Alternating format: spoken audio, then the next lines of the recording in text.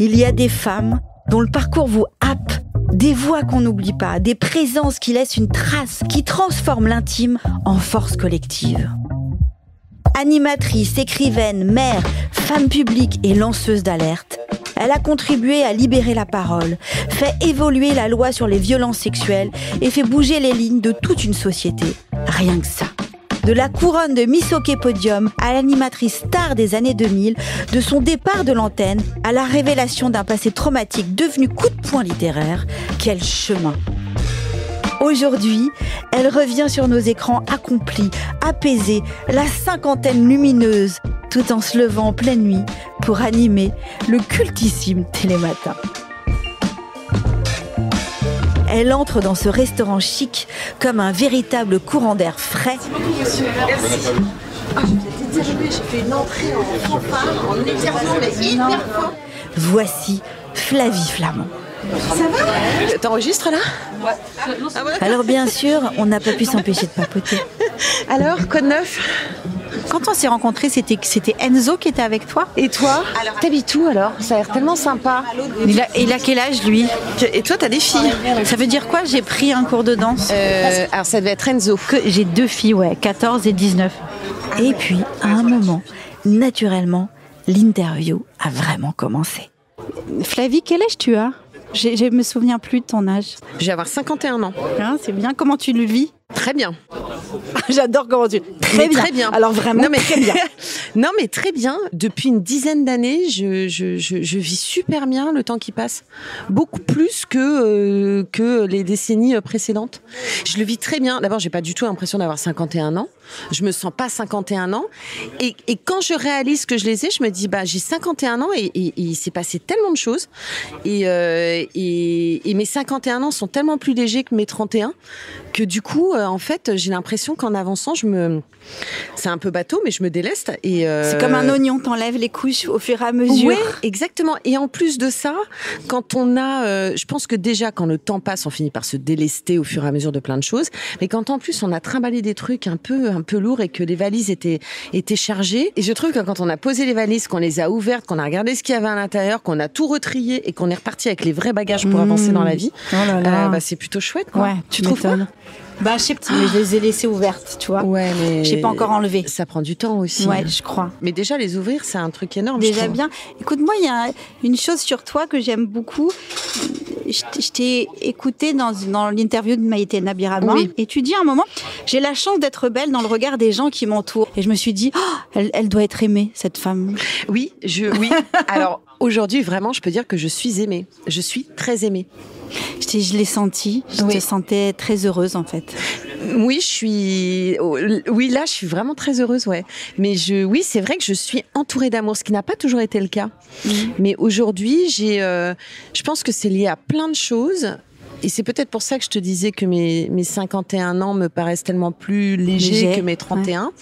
C'est que je suis entourée de gens qui posent un regard sur moi qui est un regard aimant, dénué de jugement, encourageant, extrêmement gratifiant.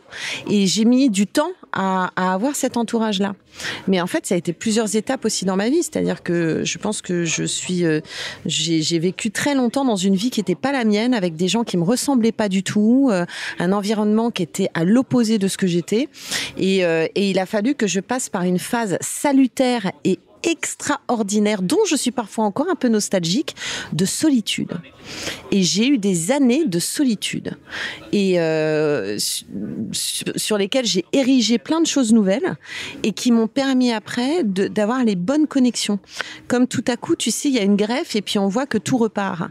Mais il a fallu d'abord que je m'assèche, que je me recentre sur moi, que je m'enferme, que je vois quasiment personne pendant plusieurs années pour un jour m'ouvrir. Mais alors là, quand je me suis ouverte, j'arrivais à distinguer les bonnes ondes, les bonnes personnes pour moi. C'est ça, tu voyais les red flags très vite tout de suite. Exactement. Et puis surtout, je voyais les green flags aussi. Ouais, c'est ça. Et tout à coup, je me disais, ah ouais, là c'est super. Et j'ai vu venir à moi un entourage qui aujourd'hui m'équilibre et qui partage les mêmes valeurs que moi.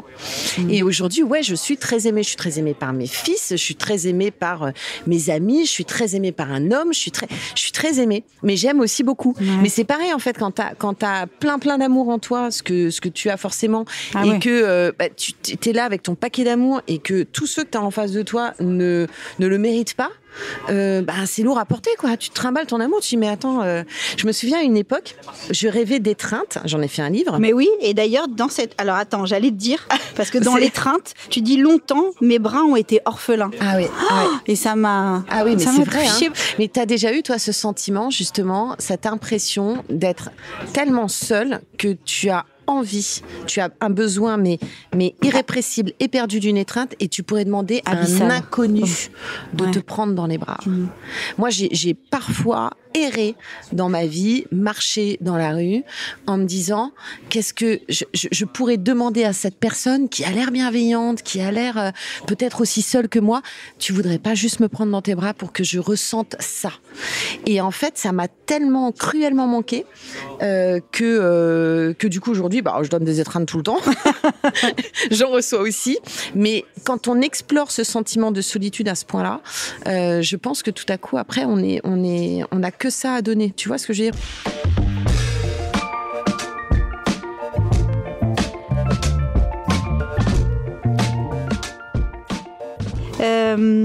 Alors nous, ça fait très longtemps qu'on avait envie de te recevoir. On était prête à tout. On se disait, on attendra le moment où elle dit oui, on fera sonner la cloche. Elle sera vraiment concernée par le sujet aussi. Voilà. Et alors là, on y est. Comment ça se passe ? On est sur les starting blocks. Comment ? Préménopause ? Mais comment ça ? Alors, symptômes, pas symptômes ? Non, mais c'est hyper drôle parce que je me disais, en fait, aujourd'hui, on est vachement défini par cette étape de la vie aussi. Alors nous, on se voit, on sait qu'on va en parler, donc c'est le sujet. Mais je me rends compte que, en fait, on est presque, on est aussi pas catalogué, c'est pas ce que je veux dire, mais les gens nous demandent maintenant très naturellement, au fait, il y a les copines, tu vois, qui t'en parlent, mais sinon, enfin, je trouve qu'on n'a pas forcément à asseoir son truc en disant, au fait, salut, comment ça va ? Je m'appelle Flavie, j'ai 51 ans, je suis en périménopause, j'ai pas eu mes règles pendant 6 mois. C'est quand même. Mais en fait, maintenant, les gens l'attendent comme si c'était une date, soit de péremption, soit de nouvelle vie, soit de plein de trucs et tout. Comme si ça nous définissait. C'est très étonnant, ça. Et alors, où en suis-je ? Alors, je dis tout ? Bah oui. Alors, j'ai pensé à vous. Quand t'as pas eu tes règles pendant 6 mois et que, en fait, elles redébarquent, ça veut dire que t'es pas encore en ménopause. Non. Donc je vous le dis, je ne suis pas encore ménopausée. Et je trouvais ça vachement chouette en fait. Pendant 6 mois, je trouvais ça génial, quoi. De pas avoir tes règles. Ouais. Ah, j'ai trouvé ça super. Et quand elles sont revenues, t'as fait flûte. C'était il y a quelques jours et je me suis dit mais j'avais super mal au ventre et je me suis dit tiens, c'est marrant parce que j'avais l'impression que tu sais la douleur en fait quand elle s'en va très naturellement, on l'oublie. C'est fabuleux. Une douleur, des contractions, d'accouchement, on oublie la douleur. Dès qu'elle disparaît, en fait, on serait incapable de la qualifier. Et c'était ça. Et il y a 2 jours, je me suis dit, ah ouais, ça fait quand même ça fait super mal. Mais c'était bien. Alors que ça me serait arrivé il y a 10 ans. Je me souviens, à une époque, j'avais pris une contraception qui faisait que je n'avais plus mes règles. Et j'étais retournée voir mon gynéco en disant, j'ai besoin de cette horloge biologique. J'avais besoin d'avoir mes règles parce que c'était mon horloge. Oui, puis enfin c'était mon horloge, c'était mon rythme. Alors là maintenant j'en ai rien à carrer du rythme. Alors c'est vraiment, je suis très très à l'aise avec ça. Donc voilà, ça veut dire que je suis en périménopause, c'est ça les filles. Périménopause. Voilà. Mais est-ce que tu as d'autres symptômes ? J'en ai eu, mais je dois dire en fait que j'ai eu une façon de les accueillir. J'ai eu le cortège des symptômes, je pense. C'est quoi le cortège des symptômes ? J'avais un peu mal partout, mal aux articulations, une fatigue, une émotivité. Je saurais pas si pour moi, c'est pas de l'irritabilité. J'étais encore plus émotive que d'habitude. Oui, je vois très bien. En tout cas, j'avais une sorte de fragilité. Je vacillais un peu. Je marchais pas totalement droit. Parfois, alors le brain fog, j'avais l'impression tout à coup d'avoir des pertes de mémoire. Ouais, je me disais, mais c'est pas possible. Ça y est, je yoyote, quoi. Enfin, tu vois. Donc, c'est tout ce lot de trucs. La fatigue, sommeil. J'ai eu des bouffées de chaleur aussi assez intenses. Et ça, t'avais déjà pris Télématin ? Oui, ça a été parce que moi, tu sais, c'est un nouveau rythme quand même qu'il fallait prendre. Oui, oui, absolument. Et en plus, tu vois, moi, comme je l'ai vécu un peu comme un truc où, voilà, il faut que ça se traverse. Oui. Donc, je me suis dit, j'ai pensé à toi. Eh ben, ça n'a pas été facile. En revanche, j'ai une façon de l'accueillir. Je ne dis pas que c'est la solution, mais je l'ai accueilli. Je l'ai accueilli. En fait, j'ai accueilli cette périménopause, j'ai accueilli tous ces symptômes sans lutter contre et sans être trop focus dessus. Et j'y ai répondu de deux façons.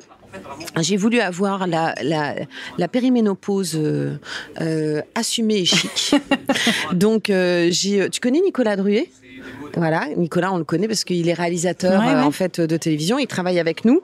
Et Nicolas, il me voyait tous les matins devant la caméra, toujours avec mes fiches. Et on me disait, ça va Flavie, t'as chaud, t'as un problème, tu veux qu'on baisse la clim et tout. Et je répondais, non, j'ai 50 ans. Et donc tout le monde se marrait. Nicolas, il est parti au Japon parce que je disais, moi, je voudrais avoir la périménopause chic. Et il m'a rapporté des éventails japonais. Donc après, j'ai eu mes éventails. Donc quand j'ai un petit souci, je sors mon éventail telle une diva et tout. Je trouve ça plutôt marrant. Et puis le reste, j'ai accueilli les symptômes en me disant, ça fait partie de l'histoire. Et j'ai consulté aussi ma gynéco et j'ai pris un traitement qui m'a complètement stabilisée. Et ce qui fait qu'aujourd'hui, en fait, je n'ai quasiment plus aucun symptôme. Donc, tu prends le traitement hormonal ? Ouais, absolument. C'est ça, comme moi. Et ça m'a changé la vie. Mais quand je dis que ça m'a changé la vie, c'est, je sais pas toi. Ben si, ça me change la vie. Dès que je l'oublie, après, c'est une cata. Et puis après... Mais tu l'oublies ? Moi, je l'oublie pas. Hein. Si, ça m'arrive de l'oublier. Ah ouais. C'est quoi ? C'est du gel ? C'est la petite capsule, la petite ovule et le gel. Ah bah c'est ça. Ouais, c'est ça. Parce que d'habitude, on le donne quand on est vraiment en ménopause. Ah bah moi, ma gynéco me l'a donné pour vraiment. Alors ça fait un mois quoi. Mais à partir du moment où je l'ai pris, une semaine après. L'affaire était réglée. Je pouvais plus sortir mes éventails, j'ai plus mal partout, tu vois. Et ça, c'est vraiment, je trouve ça révolutionnaire, quoi. Ben ouais, moi, je prône le traitement hormonal, mais parce que effectivement, pour moi, ça a été incroyable. Donc, c'est simple, en fait, en réalité. Ben oui. Et je comprends pas pourquoi on nous en parle pas tant que ça. Bah parce que si on en fait. Enfin maintenant, ça y est, c'est quand même. Les femmes ont encore vachement peur. Elles y vont pas, et même les médecins sont un peu sceptiques. Enfin, tu vois, faut être. C'est un peu étrange ce qui se passe autour de ce traitement. J'ai vu mon cardiologue. En fait, c'est mon cardiologue qui m'en a parlé en premier. Il m'a dit, mais est-ce que tu as un traitement ? Il me dit, je te le dis, à 50 ans, tu augmentes ton risque cardiovasculaire. La ménopause, de toute façon, va faire que tu vas de toute façon t'affaiblir naturellement avec cette baisse, cette chute. On dit d'une baisse, mais en fait, c'est une chute d'hormones. Et je te conseille de prendre ce traitement parce que ça va protéger ton cœur. Et je me suis rendu compte que ça n'était pas que cosmétique pour les symptômes, mais que c'était aussi un acte de santé. Et c'est la raison pour laquelle je me suis tournée vers ma gynéco assez rapidement. Et je dois convenir que, en fait, aujourd'hui, cette ménopause, elle devient très facile, quoi, en fait. Et alors, c'est drôle parce que j'allais te demander justement, toutes les femmes qu'on a interviewées à ce micro, à partir de la cinquantaine, elles prennent vraiment soin d'elles, elles comprennent que c'est un moment où il faut qu'elles prennent soin d'elles. J'ai l'impression que c'est ce que tu fais aussi, parce que tu es allé voir ton cardiologue, tu vas voir tes gynécos, enfin, tu t'es tout de suite pris en main, tu as tout de suite compris que, voilà, qu'il fallait... Je me suis dit qu'on avait peut-être cette chance par rapport à nos mères ou nos grands-mères de vivre cette période différemment. Et j'ai pas envie de bouder ce luxe que l'on me donne, de pouvoir être prise en charge, informée. Et donc, du coup, je me suis emparée de cette chance-là. Et puis en plus, alors prendre soin de ma santé, ça fait quand même un petit bout de temps que je le fais. Et, oui, c'est vrai. Et ça se crée. Ah oui. Mais parce que, en fait, quand j'ai traversé toute la période de la consolation, j'allais vraiment mal psychologiquement, mais physiquement aussi. Quand on traverse des moments de détresse, notre physique aussi, forcément, en pâtit et s'en prend un coup. Et j'avais été vraiment prise en charge par plein de médecins à ce moment-là, parce que j'avais compris qu'il y avait véritablement un lien entre mon esprit et mon corps, et qu'il ne fallait pas que je néglige ni l'un ni l'autre. Et en plus de ça, j'avais développé une sorte d'hypocondrie. Tu sais, on place nos angoisses à des endroits. Et alors moi, je suis morte 400 fois à cette période-là. J'ai eu toutes les maladies du monde. Et ce qui fait que j'ai aussi compris que la prévention me permettait, moi, d'être plus détendue. Et donc, du coup, je fais toujours attention à moi. Et ça veut dire quoi, faire attention à soi ? Pour une Flavie qui travaille sur Télématin, ça veut dire quoi, ou qui, en tout cas. Alors, il y a plein de choses. Hein. Ouais, mais c'est la recette. C'est quoi la recette, justement? Alors moi, ma recette, c'est quoi la recette du bonheur pour être comme toi? Alors, il y a plein de. C'est assez. je pense que chacun construit un peu son protocole. C'est pareil, on a cette chance aujourd'hui d'être informé sur plein de choses. D'abord, moi, j'ai soigné mon entourage, parce que pour moi, c'était essentiel. Donc ça, c'est ce que nettoyé. Je te racontais. C'est même pas que j'ai nettoyé, j'ai fait un énorme... j'ai viré. J'ai éjecté des gens toxiques. Éjecté, de dire je les ça. aimais vraiment, mais... sorti de moi, sorti de ma vie, j'ai coupé les ponts, tu sais, comme quand tu élagues un arbre, en fait. Et je me suis retrouvée un petit tronc à poil, en disant, bon, il y a un moment, ça va bourgeonner, je vais avoir des petites branches, tu vois. Et aujourd'hui, ça fleurit. Ouais. Mais voilà, donc ça a été quelque chose de très salutaire, parce que ça a soigné mon écologie intérieure, je dirais. À un moment donné, l'affection, ça permet aussi d'être bien. Et puis après, je mange bien. L'alimentation est hyper importante pour moi, mais depuis très longtemps aussi, depuis cette période-là, je pense que la consolation a vraiment tout changé. A été un tournant, ouais, complètement. Donc, je fais très attention à ce que je mange. Je veux manger sain, je veux manger bien. J'essaie d'avoir une hygiène de vie. Alors, je suis pas du tout une ayatollah de rien du tout. Je suis plutôt une kiffeuse, mais j'essaie de modérer les choses. Je fais de l'activité physique. C'est quoi l'activité physique? Alors, je nage. Là, j'ai beaucoup moins le temps cette année, évidemment, comme par hasard, mais c'est vrai que quand je l'avais, j'ai nagé beaucoup, je fais du sport en salle, j'ai la chance d'avoir un amoureux qui s'y connaît un petit peu en sport, donc qui m'a emmenée à la salle et qui m'a bien entraînée. Je fais de la barre au sol, et puis je me déplace à vélo dans Paris. Enfin, tu vois, je suis tout le temps en mouvement. Et puis aussi, je vois des médecins. Voilà. Et j'ai une sorte dans ma tête de calendrier des examens de santé que je veux faire. C'est pas d'une façon complètement délirante. Je suis pas obsédée, mais je fais une mammo tous les ans sur les conseils de ma gynéco. Je vais voir le dentiste tous les 6 mois. Je vois le cardiologue. Ça, lui, je kiffe. Alors, je vais le voir tous les ans. J'aime bien moi quand il me dit que mon cœur va bien, tu vois. Enfin, et j'ai mes rendez-vous, mes rituels, ma dermato, et comme ça, je sais pas. J'ai construit autour de moi un environnement qui me rassure et qui fait que chaque fois, j'avance un peu plus sereine. Ouais, tu te sens bien, quoi. Ouais. Tu te sens en forme. Oui.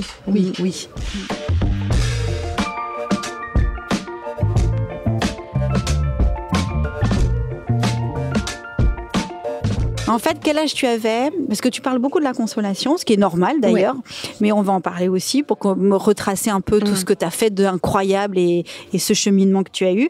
Mais donc, parce qu'il y a 2 âges, c'est ça? Il y a 2 consolations.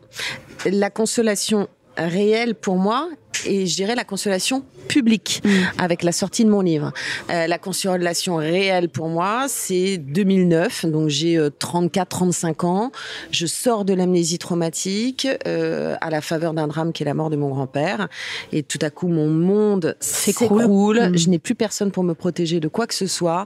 Et là, me revient vraiment mon passé en pleine gueule. Et je me rappelle de façon extrêmement claire, brutale, jusque dans les odeurs, les gestes, tout, le viol que j'ai subi quand j'avais 13 ans par David Hamilton. Et là, j'ai commencé à écrire pour moi. Parce que je me suis dit, en fait, il faut que je couche sur le papier ce que je suis en train de vivre, parce que je suis vraiment rentrée dans un tourbillon, dans une spirale dépressive très profonde. Et à ce moment-là, tu es encore à la télé, parce que tu quittes TF1 à ce moment-là. J'ai quitté TF1 6 mois après. Mais parce que je savais, à ce moment-là, ma vie était scrutée par les photographes, par les paparazzis, et je savais qu'ils ne me laisseraient aucun répit. Et je savais qu'ils allaient raconter. Les photographes étaient en bas de chez moi en permanence, m'accompagnaient à chaque instant de ma vie. Je les voyais tout le temps. Il y a des gens qui venaient voir qui disaient « Il y a un photographe qui est caché derrière la voiture et tout ». Donc, et je me suis dit, en fait, je vais mal et ils vont me tuer. Ils vont me tuer. Donc du coup, il faut que j'aille comme un animal blessé à l'orée du bois, que j'aille lécher mes plaies et puis je reviendrai quand j'irai bien. Mais sinon, ils vont me descendre. Je vais tout perdre dans cette histoire. Parce que c'est ça quand même, faut le dire, la presse people, les photographes sont des rapaces. Ils se foutent de savoir ce que tu es en train de vivre. Ils vont raconter l'histoire qu'ils vont vouloir raconter. Tu as eu un instinct de survie. J'ai eu un instinct de survie. Je me suis dit, si je souffre devant tout le monde, je vais jamais me relever. Ma carrière va en pâtir. Enfin, va exploser. Je vais plus être capable de m'occuper de mes enfants. Je me voyais perdre la garde de mes enfants. Enfin, tu vois, donc je me suis dit, hop, très bien, je vais souffrir dans mon coin et je reviendrai plus tard quand je serai plus fort. Donc, entre 2009, cette première prise de conscience, et 2016, il s'est passé énormément de choses. Et c'est vraiment dans cette période-là que se situe ma renaissance. Ouais. C'est pas en 2016, j'allais déjà beaucoup mieux quand le livre est sorti. Parce que c'est pareil. Là, j'ai eu un instinct de survie aussi. Je me suis dit, ce livre ne sortira que lorsque je serai debout. Parce qu'après, je savais aussi que... Oui, il allait falloir tenir et que tu avais ta guerre à toi à faire. Exactement. Mais pour la mener, cette guerre, il fallait que je sois vraiment prête. Donc en réalité, il y a eu 2009, il y a eu 2016, et c'est entre ces deux dates que le travail s'est véritablement fait. Quand tu dis le travail, ça veut dire quoi ? C'est-à-dire comment on se remet de tout ça ? Si on se remet ? Ah oui, on se remet. Enfin, moi, je pense que l'on se remet. En tout cas, ça a été mon cas. Comment je me suis remise de tout ça ? En étant patiente, je savais que ça prendrait du temps. Je savais qu'il ne me faudrait pas d'obstacle à ça. Donc, je me suis isolée. Véritablement pendant 2-3 ans, je sortais uniquement pour faire de la radio. J'avais cette chance d'être accompagnée par RTL, donc ça c'était assez extraordinaire. J'étais dans le 16e arrondissement, dans un appartement dont je sortais pour aller travailler et pour aller faire mes courses, et le reste du temps j'en chiais. Mais j'avais compris un truc, c'est que j'étais seule face à ma douleur. Et qu'il fallait que j'épuise ma douleur. Donc, je l'avais personnifiée comme une sorte de vieille sorcière. Tu lui avais donné un prénom ? Non, mais elle aurait pu en avoir. Et j'ai compris que j'allais être assaillie, mise à terre, harcelée par des traumatismes, par des images, par des souvenirs. Et du coup, je me suis dit, mais en fait... il faut que je me renforce et que je mette toutes mes chances de côté pour épuiser la douleur. J'étais suivie par ailleurs par un psychiatre, ça a été une rencontre déterminante pour moi. Mais j'ai souvenance de moments que j'ai vécu toujours seule.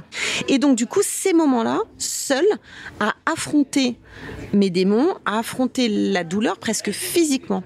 Je m'occupais de mes enfants, je les couchais le soir et j'ai souvenance de nuits que je passais debout dans mon appartement, dans le noir, à tourner en rond, à marcher, parce que je pouvais pas rester allongée, j'avais l'impression d'être ivre de douleur.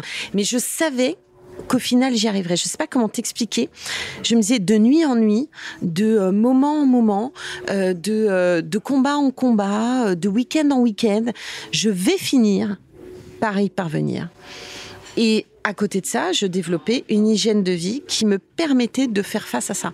C'est-à-dire que très vite, j'ai été tentée de boire un peu plus trop, j'ai été tentée de manger plus, et là, je me suis dit, ok, en fait, ça ne fait qu'aggraver tes symptômes. Donc, j'ai tout analysé, tu vois, j'ai fait une sorte d'état des lieux. C'est génial, quand tu picoles, mais tu te rends compte, t'emmènes ton fils le matin à l'école et 5 minutes après, t'es dans la rue et tu lui tiens sa petite main et en fait, t'es pétrifié et t'as des crises de panique. Pourquoi ? Bien sûr. Bon, j'ai des crises de panique parce que j'ai ça, mais peut-être aussi parce que j'ai un peu picolé hier. Ouais. Donc, du coup, j'essaierai demain sans picoler. Et je me rendais compte que ça allait mieux. Enfin, tu vois, et j'ai écarté au fur et à mesure tous les trucs toxiques.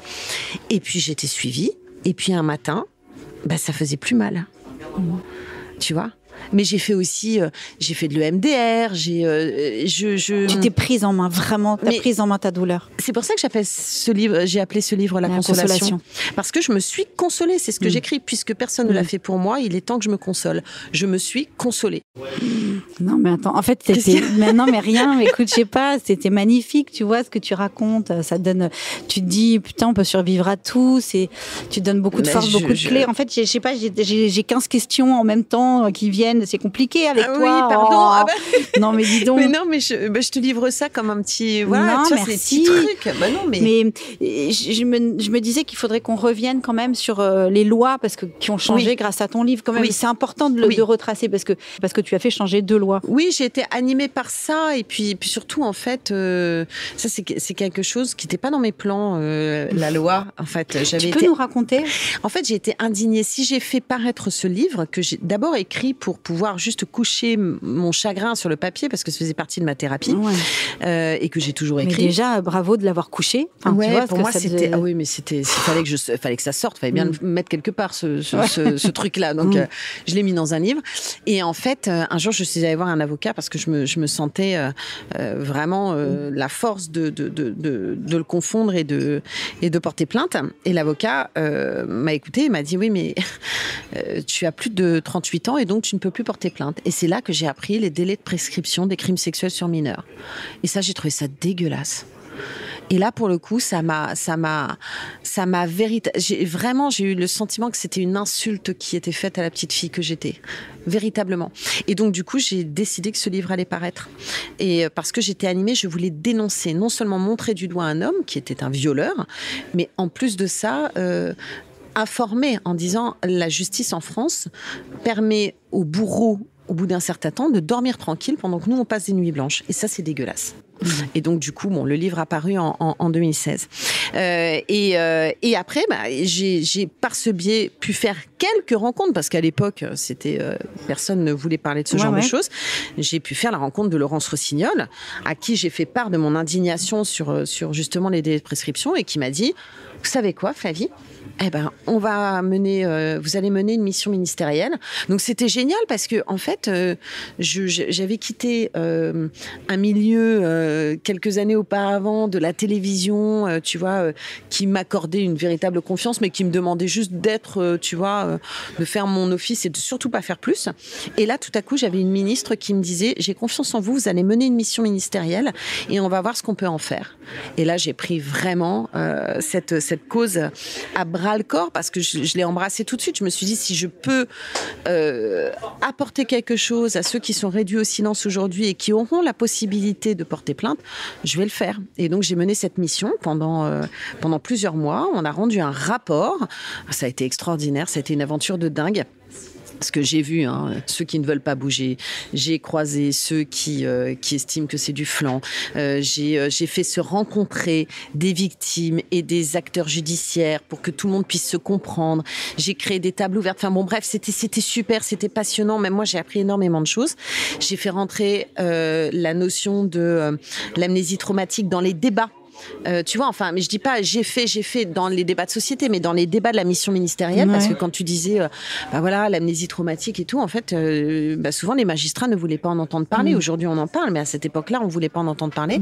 Et tout à coup, les magistrats entendaient des neurologues leur expliquer de quoi il s'agissait. Donc, en fait, ça a ouvert les consciences de tout le monde. Et on a abouti en 2018, donc quasiment 2 ans après la parution du livre, à un changement de loi et au rallongement des délais de prescription. C'est extraordinaire. Et ça a été un truc de dingue. Et tu sais comment je l'ai appris, ce changement de loi ? Je l'ai appris par un push sur mon téléphone. Mais non, c'est génial. En sortant du Monop. Mais non. Et tu t'es pas mise à pleurer ? J'ai fait une capture d'écran et je l'ai envoyée à mes fils.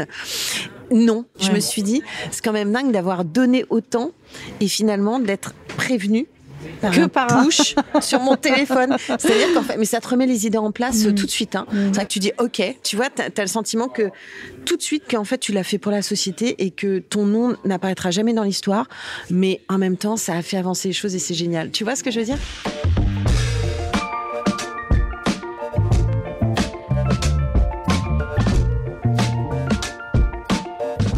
Je me demandais, qu'est-ce qui a fait que, après tout ça, et après tout ce que tu avais dit sur la télévision, ou le mal-être que tu avais pu ressentir et tout, qu'est-ce qui a fait ?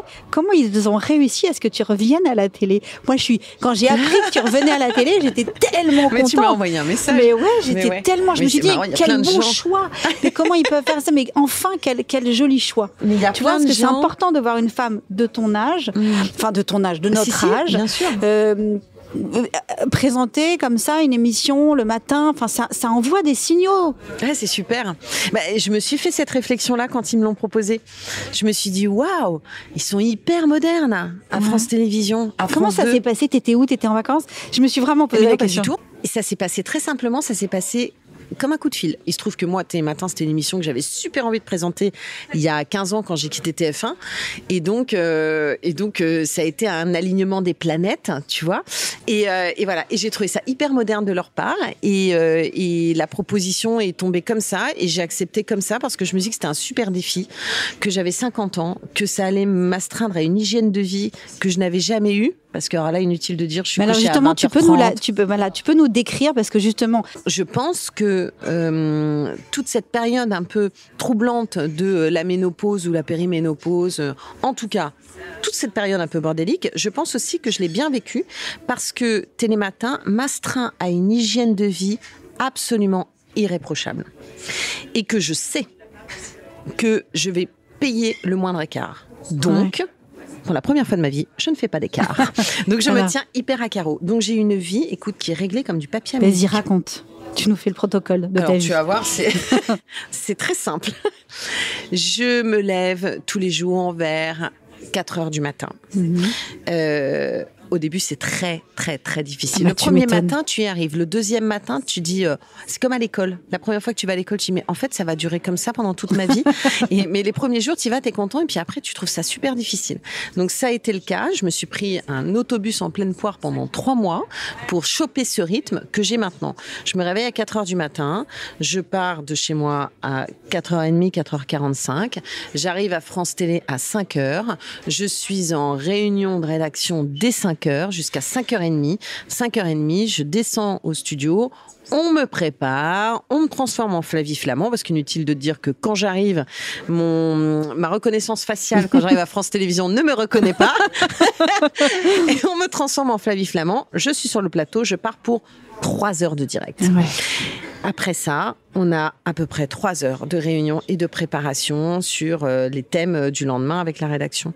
Je rentre chez moi. Soit j'ai 1 heure de barre au sol, d'une activité physique, enfin un truc.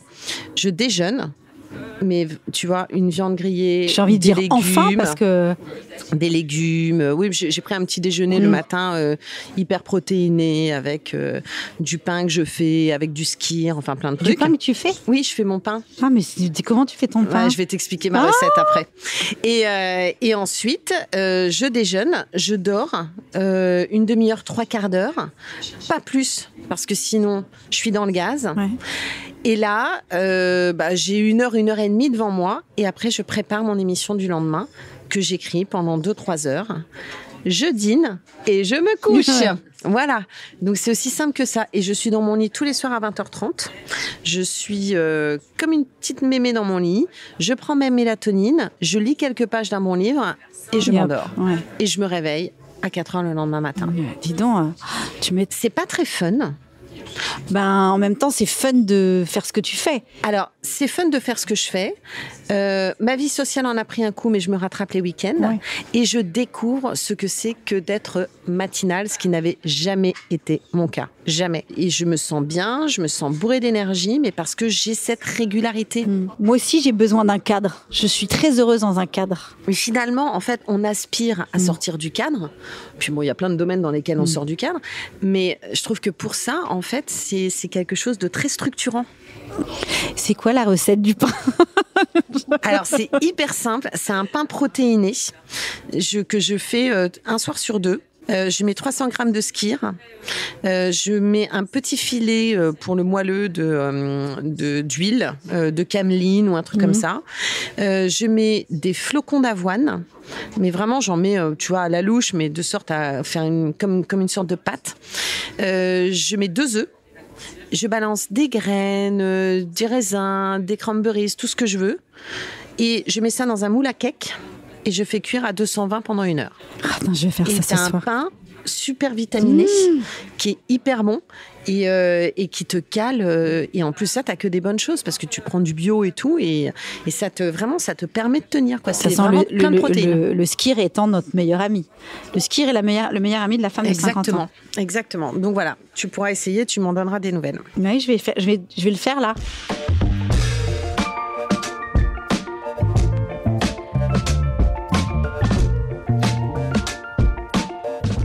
Et en reprenant la télé, est-ce que tu as senti quand même, parce que donc c'est un signe fort qu'ils viennent te chercher, je trouve, mais est-ce que tu attestes quand même de cette invisibilité qu'ont les femmes de notre âge ?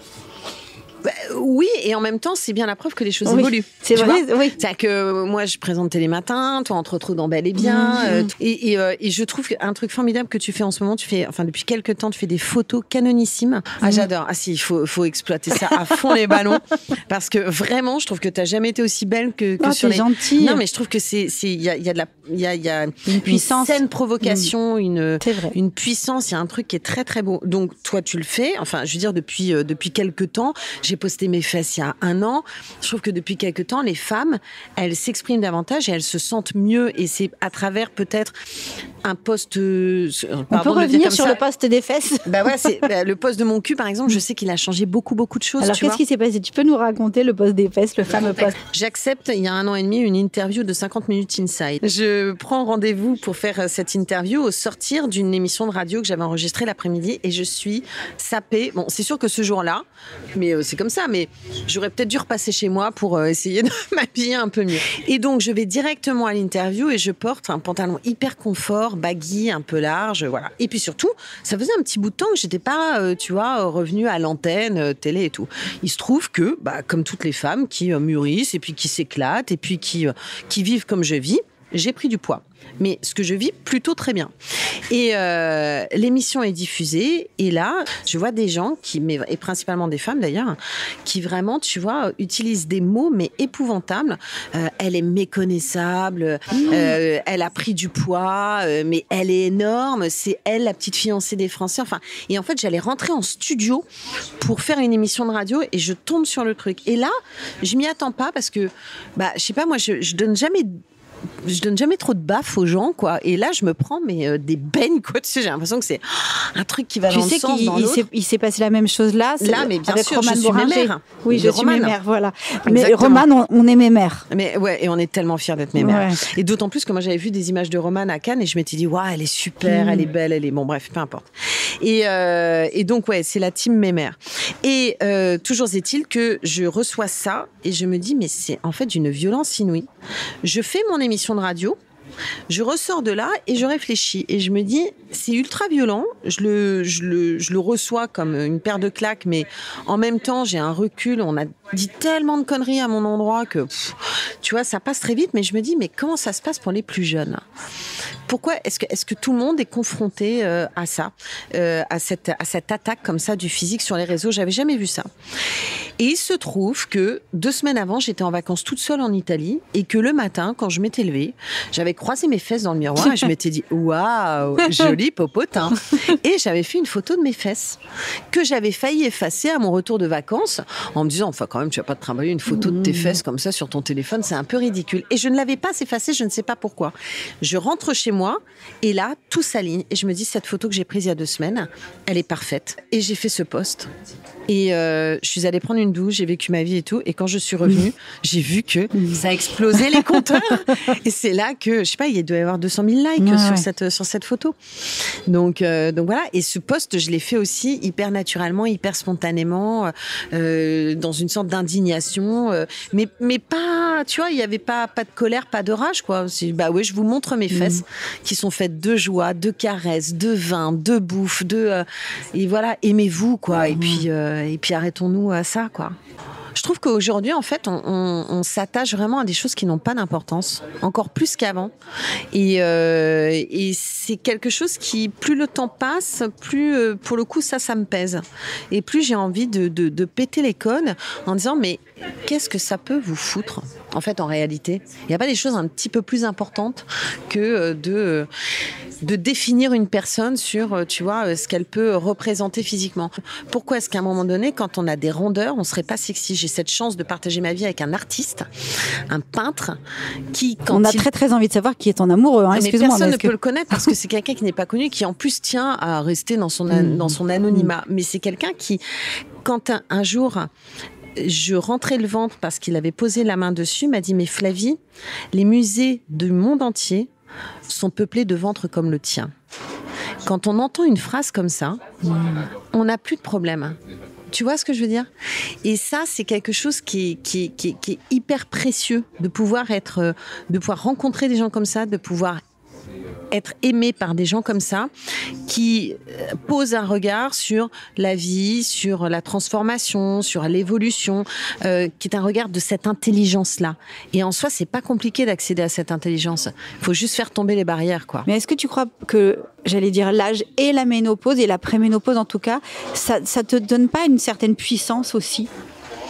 Mais si, ça donne une certaine puissance. Qui permet justement tu vois, de penser tout ce que tu dis. Mais je pense que c'est l'âge. Je sais pas si c'est la ménopause ou la préménopause, mais parce qu'on arrive en fait à un âge charnière qui sont ces fameux 50 ans où, mais on s'est tellement plié en quatre pour plein de gens, pour nos vies, pour nos enfants qu'on adore, pour plein de trucs, qu'à un moment donné, naturellement, on a comme un majeur qui se lève et on fait une sorte de fuck à plein de conventions parce que on se retrouve. Tu vois ce que je veux dire ?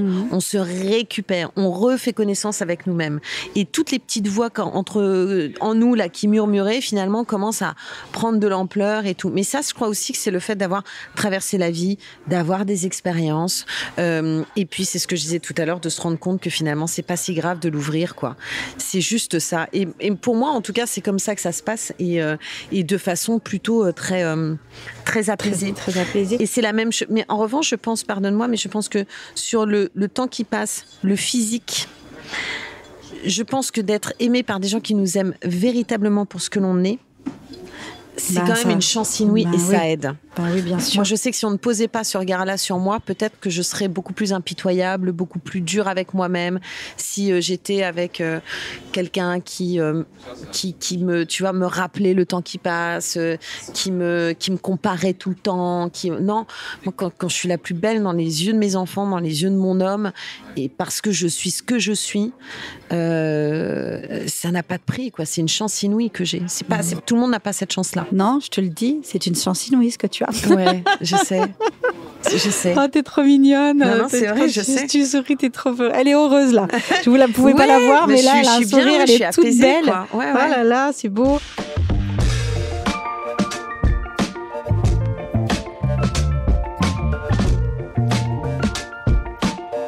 Flavie, qu'est-ce que tu pourrais dire aux femmes et aux hommes qui nous écoutent ? Si tu avais un conseil, les personnes qui ont peur de vieillir, des personnes qui ont peur d'avancer, qui n'osent pas oser. Ah, c'est compliqué. Les conseils, c'est pas trop mon truc. Non, qu'est-ce que je pourrais dire ?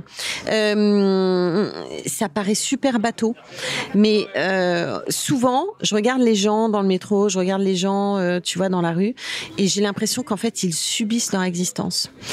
Et c'est quelque chose que j'ai vécu. Moi aussi, je les ai eu les épaules basses, à regarder le bout de mes chaussures sur le bitume, à pas oser croiser le regard de quelqu'un dans la rue et tout. Et en fait, à partir du moment où j'ai commencé à me redresser, à croiser des regards, à partager des choses avec des gens, à courir le risque de la rencontre, quelle qu'elle soit, mais courir ce risque de la rencontre, j'ai véritablement commencé à revivre. C'est-à-dire que on ne peut pas être seul. Se tourner vers les autres, c'est une façon aussi, à un moment donné, de s'ouvrir sur tout au-delà même d'une simple rencontre. Tu vois, ça restaure beaucoup de choses que d'être au contact des autres, véritablement. Et surtout aussi de savoir se retirer quand on en a envie. Moi, je sais être dans le jeu social et puis en même temps, je sais parfois m'en extirper. Il y a un truc aussi que j'ai vraiment réalisé, je pense en touchant le fond, mais encore une fois, il y a plein de gens qui vivent ça. Hein. Je sais pas, c'est pas parce que je suis à ton micro que ma voix, il y a plein de personnes qui souffrent. Mais j'ai toujours eu ça en moi, mais j'en ai vraiment pris conscience. J'ai l'impression d'avoir eu 2 vies et que cette deuxième-là, en fait, il faut que j'en profite, mais au maximum. Donc, je n'ai plus envie de m'encombrer. Je trouve qu'on a assez d'entraves, d'épreuves, de plein de choses et tout, pour s'encombrer nous-mêmes. Le monde est là pour me faire chier, mais moi, je vais pas me faire chier en plus, quoi. Tu vois ce que je veux dire ou pas ? Et ça, je ne le supporte pas. Donc, du coup, je suis extrêmement vigilante à ça, à ne pas me créer des problèmes supplémentaires. J'ai une jauge. D'accord. Il y a des moments, j'ai la moitié de ma jauge qui est dans le vert et j'ai le bas de ma jauge qui est dans le rouge. Je sens que je frôle le rouge. Dans ces moments-là, j'arrête tout. Je me ressource et je reviens quand je suis remontée au vert. Je ne laisse plus, je vais plus au bout du truc. Tu comprends ce que je veux dire ? Je vois très bien. Je fais le plein d'essence avant d'avoir les warnings. Tu ne prends qui me pas dit, le il te dernier reste verre. 50 km. Ouais. Voilà. Tu ne prends pas le dernier verre. Alors, parfois, je prends le dernier verre. Tu prends Mais c'est uniquement pour ce plaisir-là.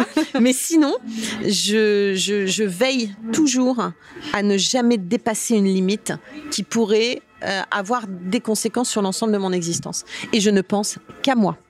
Mais qu'à moi. Les seules personnes qui comptent dans ces moments-là, ce sont mes enfants. Point. Voilà. Et il y a qu'à eux que j'ouvre la porte. Donc parfois, je sors véritablement, je m'extirpe du monde. Je fais des mensonges, je suis pas là, je me rends pas au rendez-vous, je me ressource. Je ne pense qu'à moi. Je ne laisse plus personne me piller ou me prendre des choses. Ouais. Merci Flavie. Ah merci. C'était chouette. Tu veux qu'on continue ? T'as l'air étonnée. Bah ouais. Bah oui, ça passe vite. On va passer c'était sympa. toute la journée, toute la nuit ensemble. Non, c'était cool. J'espère que j'ai pas trop parlé en fait. Ben si, pourquoi trop ? Enfin, je veux dire, c'est magnifique ce que tu nous racontes. D'accord. Tu nous offres moi, je vais repartir avec un petit bout de toi. Ah bah c'est cool. Moi aussi, je vais repartir avec des petits bouts de. Et tu continues à montrer tes seins et tout. C'est trop joli. Ok. En tout cas, merci beaucoup vraiment pour tout ce que tu nous as offert. Bah merci, c'était un plaisir aussi. Ouais.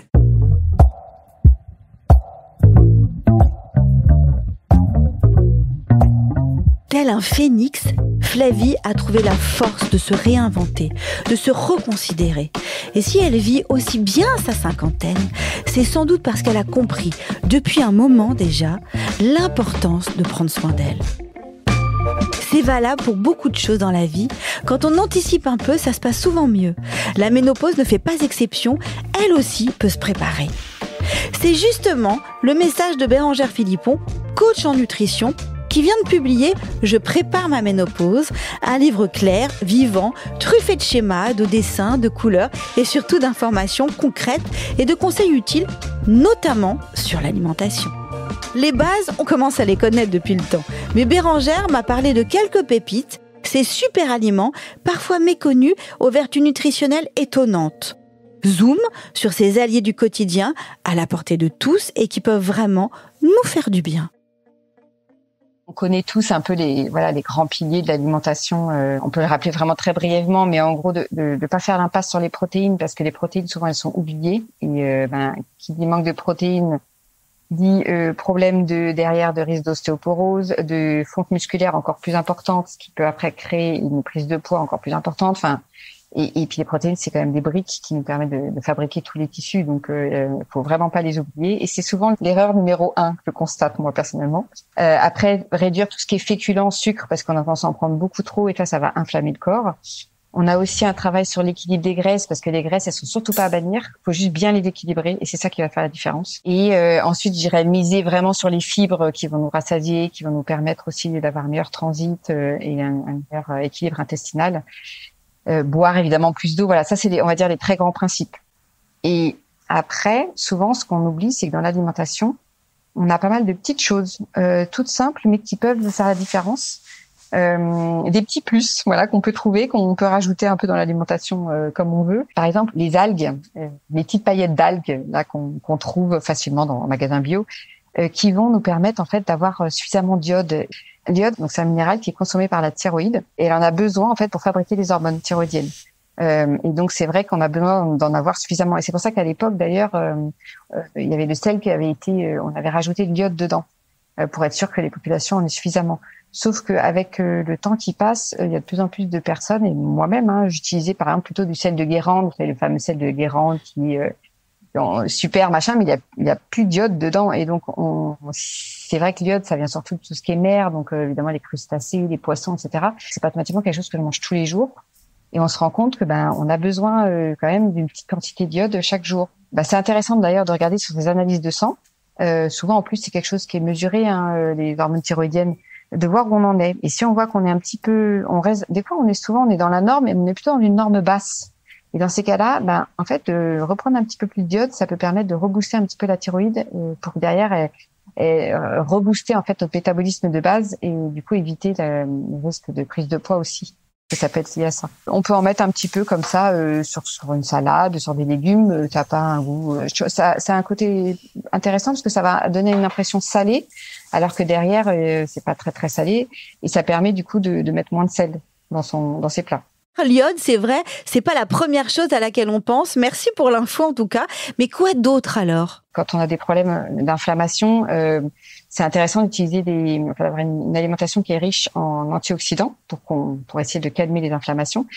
Et on a par exemple, parce que bon, évidemment il y a des antioxydants un peu partout dans l'alimentation, surtout les légumes colorés, etc. Mais on a une source très riche d'antioxydants qui est la baie d'Açaï.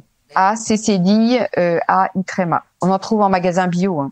C'est une baie en fait qu'on a réduit en poudre et qu'on a déshydraté, et qui est un des aliments qui est les plus riches en antioxydants. Donc des fois, voilà, de rajouter une petite cuillère à café dans un yaourt. En plus, c'est un petit goût un peu proche de la myrtille, qui est plutôt sympa. Et voilà, ça rajoute une petite chose en plus en fait, quand on a un risque de manquer en tout cas d'antioxydants. C'est vrai que c'est pas donné en prix. Après, comme on prend vraiment une cuillère à café par jour, ça dure assez longtemps le paquet.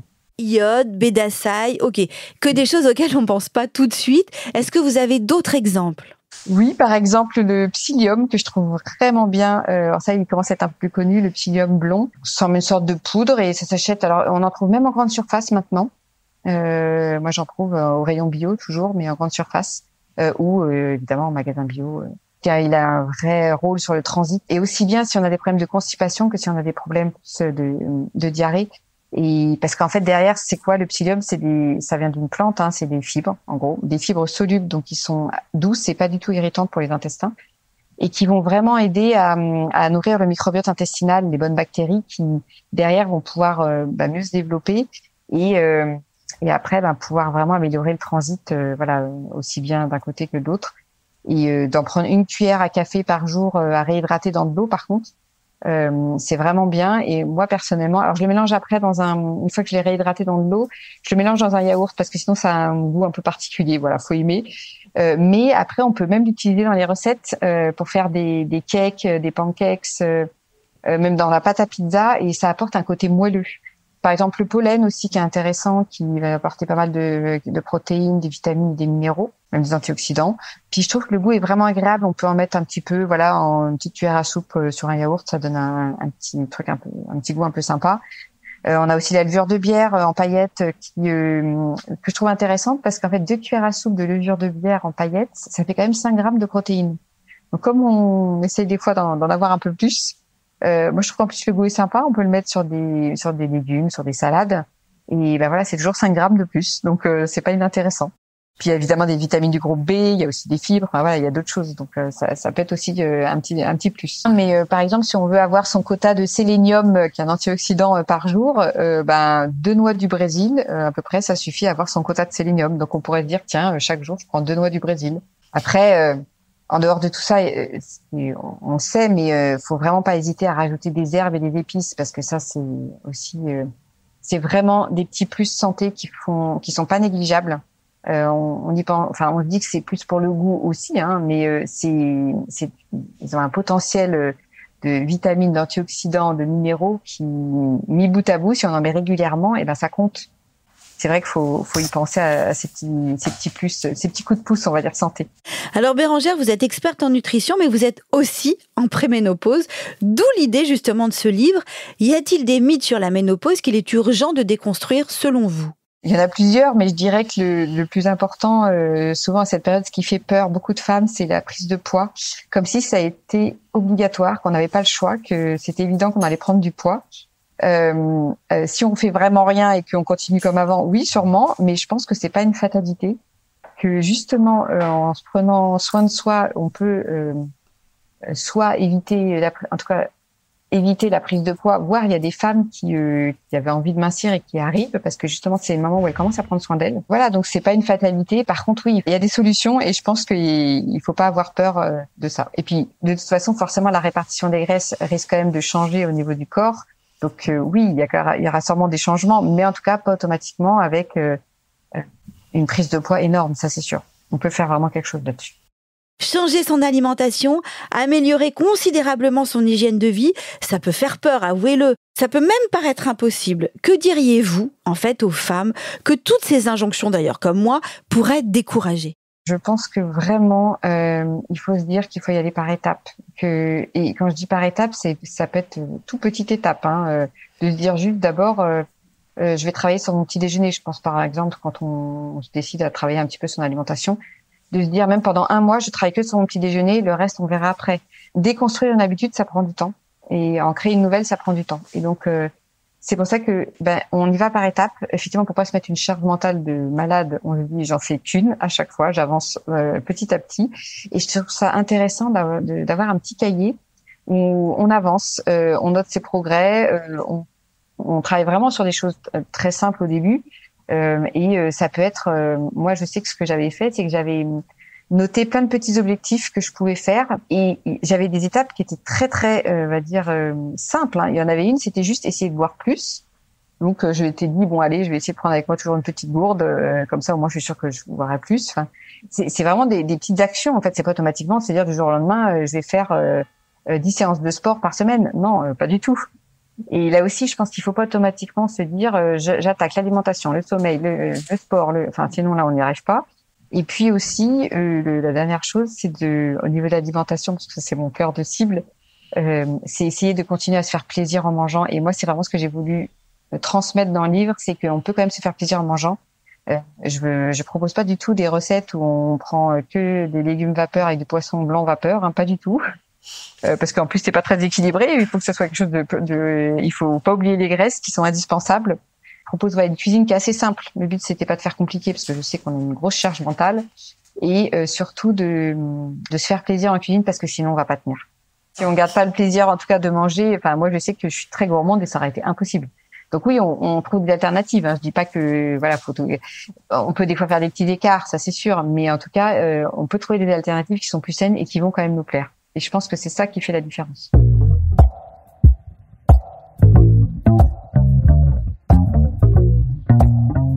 Il y a 1000 manières d'habiter son âge, mais elles passent souvent par le même chemin, celui du corps qu'on écoute enfin et de la parole qu'on libère. Qu'il s'agisse de réparer, de prévenir ou simplement de mieux vivre, il n'est jamais trop tard pour prendre soin de soi. Merci à Flavie Flament pour sa confiance et sa générosité lors de cet échange puissant et salvateur. Merci à Bérengère Philippon, son dernier livre « Je prépare ma ménopause » est en vente partout. Merci beaucoup à Sophie Drumin qui a écrit, tourné et monté cet épisode. Merci à Célia Brondeau qui l'a mixé. Quant à moi, je vous dis à très vite pour un nouvel épisode. Ciao!